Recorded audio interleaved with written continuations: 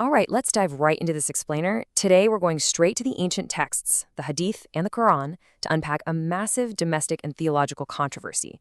We're talking about the minute details of an illicit relationship, a full-blown household rebellion, and how divine intervention was conveniently used to settle a bedroom dispute. It's the Maria Qubtia controversy, and it is a wild ride. We're going to break this down chronologically. First, the question of equal love. Second, the secret involving Maria Qubtia. Third, the wives' rebellion. Fourth, the Quranic intervention. Fifth, the very real threat of divorce. And finally, the theological conclusion. Section 1. The question of equal love.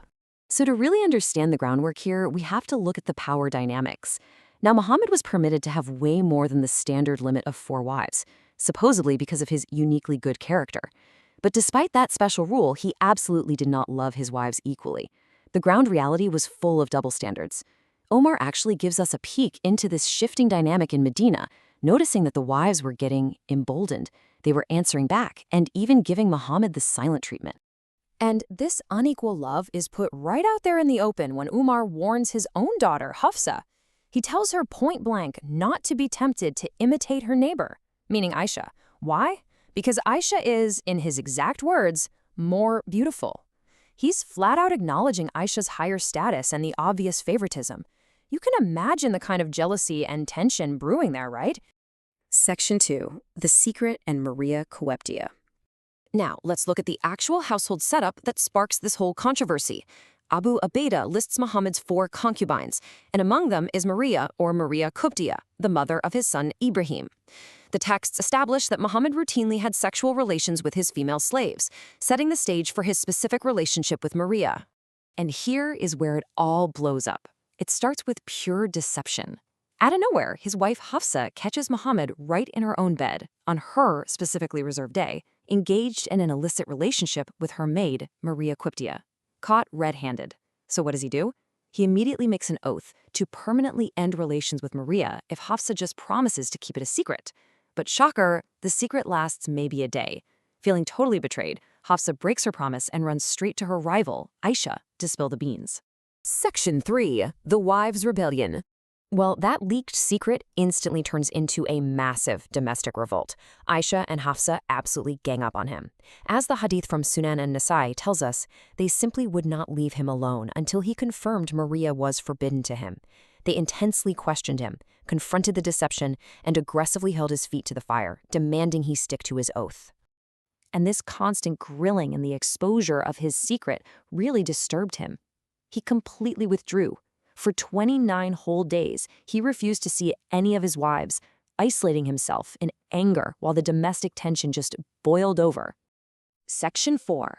The Quranic Intervention. After almost a month of this standoff, things take a really wild turn. A new revelation comes down.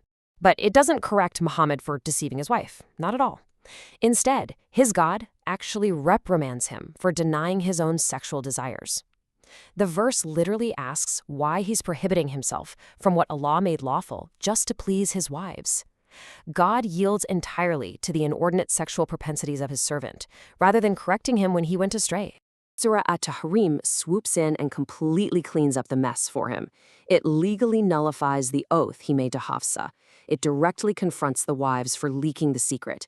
It tells them to repent, and it brings in the heavy hitters, aligning Allah, the angel Gabriel, and all righteous believers as a united front backing Muhammad against his own wives. Boom!